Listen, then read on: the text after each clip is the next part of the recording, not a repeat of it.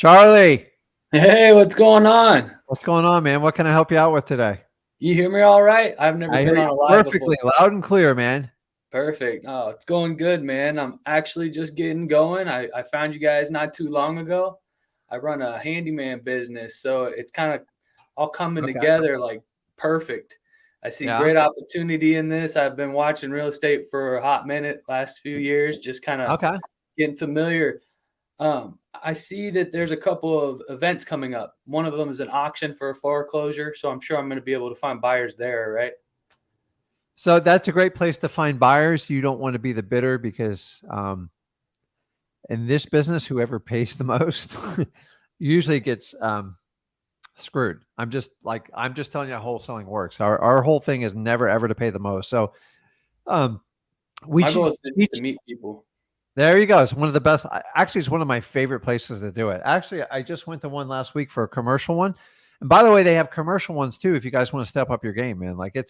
And the reason you go to commercial ones, not necessarily to um, find commercial properties, but you can find some of your best soft money people there because people are there with millions of dollars looking to spend it right there.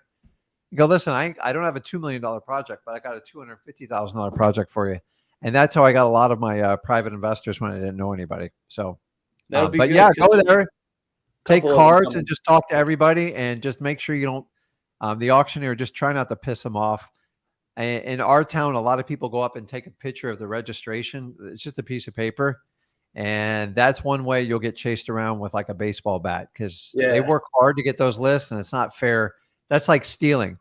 It's so bad now they keep it like on a filtered computer, and they figured it out. Yeah, because it's because you get 30, 40 people, you get their phone numbers and email on a click of a button. You ain't got to talk to anybody, and Right. then the art of networking with people falls apart. So I love going to those things, man. I think it's a good move, and then plus you'll find out who the movers and shakers are, and that's where I find my best real estate agents. A real estate agent that will go out on a Saturday, look at a property for their cash buyer, and try to buy it sight unseen. I want to get to know that agent like really, really good. They're the best agents in the world. So then, if So I approach these people, how do you feel about this as kind of like my pitch?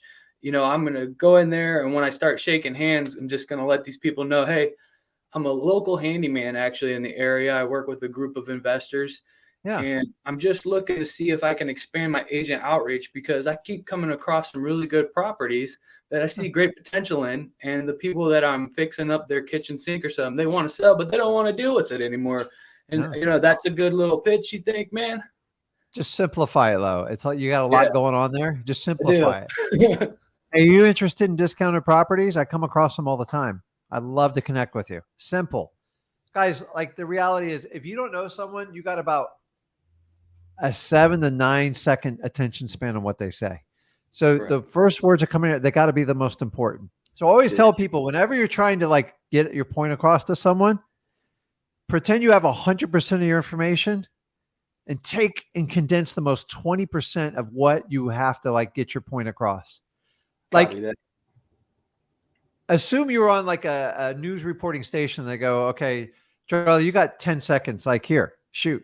And you're like, you're probably going to spend 3 or 4 seconds trying to gather yourself and compose yourself. So just get your elevator speech and just get it done.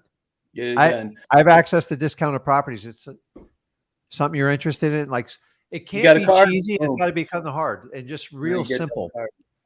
And now, what do And you it's like, think about proof of funds online? I'm sorry, I didn't mean to cut you off, but there's a yeah, yeah, guy yeah. saying like you could just go online, type your information in, your business, and then they'll email you a proof of funds. Is that legit, or is that something you want to be wary of? Well, for a really stupid buyer, I guess it's legit. So here's the problem with it. So for us as wholesalers, what would you consider a legitimate proof of funds if you had a property and you were trying to wholesale it and assign it to a cash buyer? What would you accept personally? An actual screenshot, probably, of that money, not just some And letter where? of Are their you going to bank. take a Word document? You're going to take an Excel spreadsheet? No, I'm gonna take a. I want to Yeah. see your in your I, bank I account. want to see. I want to see a bank emblem on it with some fancy numbers on it. I don't need the whole account number, and I need to see a page number on the bottom with a date. You can't make the it's They can still doctrinate that, but man, you're gonna have to work hard to do that. I had someone the other day. I get this all the time. I sell a lot of properties, and the agents will come to me. They go, "Hey, look at this. They're offering like 20% above market price, but here's their proof of funds." And their proof of funds is literally. So I had one property this week. I got 6 of the exact same proof of funds, all in the same template, all with the same header on it. Like, I'm not stupid, man. Like, this is what happens is if you get too cute with people, like, they figure it out. There's some people that just type up a document. Richard Ginn is approved for up to $256,000 to buy your properties. Let me know if you have any questions. It's not a proof of funds. That's a letter. So if like you're sending like a love letter to your girlfriend, I guess that'll qualify. It would never qualify in my book. I would just stay away from that stuff, dude, because it's going to walk you down. It's going to walk you down such a road you don't want to go down to, because you're going to have to start being deceiving and being deceptive. And I always tell you guys up front, the more honest you are up front, the easier it is to tell the truth. And because once you start telling a lie, now you have to track it. And you got to keep them all right. And then eventually you're going to screw it up, especially if you're new to it. So transparency, man. Proof of funds, an easy hack for this is go out and find good cash buyers you want to work with and use to buy your properties. And then eventually you work up to get their proof of funds. I've been known to use their proof of funds to buy my properties. Why? Because I'm going to assign it to them anyways, and it's more than qualifying. And honestly, a proof of funds, you're not giving away anything terrible. Like, I always like block people's names out and stuff like that to a point, but I've gotten away with that no problem. It's one of the easiest ways people like you can work around it. Okay. Number 2, don't make proof of funds like a stalemate. I'm going to tell you, truly motivated sellers, they don't care. You know who cares? You know who cares the most? Pain in the ass sellers. Your Karens out there, the chronic, my house is worth $396,000. I don't care. Like, honestly, I can't pay more than 150. So where's your proof of funds? Karen, we're so far apart. And like, honestly, you have no motivation. You need a realtor. And like, you guys can't send proof of funds to people like that. For the most part, motivated sellers, they just want the house sold. So guys, understand a proof of funds, it doesn't mean anything. And by the way, the worst proof of funds, in my opinion, you ready for this? It's hard money, because that's almost worse than a loan. It's got to be underwritten. They want to inspect the property. They want a survey. They want an inspection. It's just painful. And the private investor can pull the money away the day of the closing.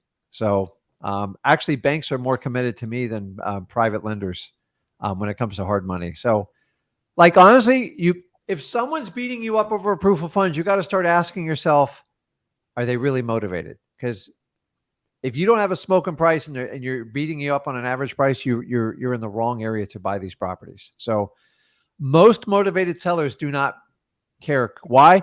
I probably bought up 400 properties with zero deposit, zero. In the end, people just want to know if you're going to come through or not. Because the reality is your deposit goes to the title company. Then they never really even see it anyway. So the problem is the internet. Everyone tells them and their neighbors and the realtor, you've got to get a deposit to make sure they're real. There's no law that says a contract that has to have a deposit unless it's specified in the contract. You can put zero on there. The problem is when you put $0 or $10 or even $100, sometimes the sellers feel like you scammed them a little bit. And it's not them. It's when they talk to their neighbors and friends. They're like, $100. How is he serious? And then they'll go like this. I don't think you have a real contract. There's not really a deposit. On the earnest. You can sue somebody over that, but I don't sue people over contracts unless like they really like do something bad. So the proof of funds, honestly, most of you guys create it in your mind, and it's not as big of a deal as you think it is. And especially in a market like this, do you want to focus on a proof of funds or me buying your house? Yeah. And by the way, it's elimination. Yeah, I work with multiple cash partners I work with. So sometimes we have different ones, but I can get you. I go, but I want to focus on buying your property. So worst case scenario, if you're having somebody problem, here's $500. You're going to put it in escrow. And then when you get your buyer, you get your $500 back. Guys, once you go past 500, when are you going to stop? What, 1,000, 1,500, 2,000, 5,000, 10,000? It's never going to stop. And that's the problem is I want to buy your property. I don't want to sit here and like screw around with proof of funds and deposits. Um, but guys, the sketchier the deal is, meaning if you don't like it, make sure you have longer inspection periods and tiny, tiny little escrows. So on a bad deal, I won't leave more than $100 because I want to be chasing my money around. So So like like, right now, I have $1,800 out and just like BS $100 deposits, and my accountant's like, you're just going to write it off because they're never going to release the money. so like with escrow and attorneys, because I live in Iowa, but I service Iowa and Nebraska. Okay. Attorneys, I'm just bypassing the title company. Is the escrow then it's written in that contract that you guys provide, and then I just have to double check that with my attorney and make sure it flies in this Yeah. state? So I mean, there's only really two places to leave a deposit. You can leave it with the homeowner, which I highly advise against ever doing that unless you really know what you're doing and you understand you're taking a massive risk. Or number two, you leave it with an escrow company, which can be managed by the title company, can be managed by a lawyer. An escrow company just means they're Okay. neutral. They're neutral, which means I'm here to put the money in and make sure everybody honors their agreement. But the reality is, if you ever get into the spot a dispute over earnest money deposit, it's not the escrow company's job to decide who gets it. So if two people can't agree to release money, it goes to your state, and then you get to fight it out in court. Here's the 10-4. reality is, let me ask you this. If you have $100 deposit, are you going to go to court and fight for it? Because it's going to cost you $400 an hour to fight for it. So the problem is if you have a $10,000 deposit, you actually have to go and fight for it, and you might walk away with a couple grand when it's all said and done. So on shaky deals, guys, do little to no deposit because odds are you're probably going to get out of the contract and you don't want to chase around your deposit. Or you can write in the contract, you can set the deposit to become live upon after your inspection period. So if you set a 30-day inspection period and it's like a shaky deal and you're just giving it a shot, then you don't leave money till after the 30th day. Most real estate contracts, they wait 3 to 5 business days before they even leave a deposit. Good to Why? know. Because the realtors get tired of chasing around people's deposit. It's like a lot of work. So remember, every time you deposit a check somewhere, it's like usually 7 business days before they can move it to another account. So Right on. now on the Appreciate flip that. side, try if somebody goes like you're doing an estimate job on it and you just go, hey ma'am, I go, listen, you ever consider just selling the house? She's like, make me an offer. And you use my go for no tactic. And she's like, okay, I don't care if the deposit's $50,000, figure it out. Call me, do whatever you got to do. Because if you're buying a house 30 to 50 cents on the dollar, do not get lost on the deposit. It's just a hurdle. And for that kind of money, you can bring in cash partners and like get it done. So I will do $10,000 deposits. The catch is you've got to give me something for that. I'll give you the deposit, but I got to get a smoking deal. Guys, if you don't have a smoking deal, don't leave a huge giant deposit. It's just, there's no incentive for you. And they're just going to keep like sucking you in and it's never going to end. Motivated sellers do not beat you up all the way to the end. Okay. Beat you up front and it never stops.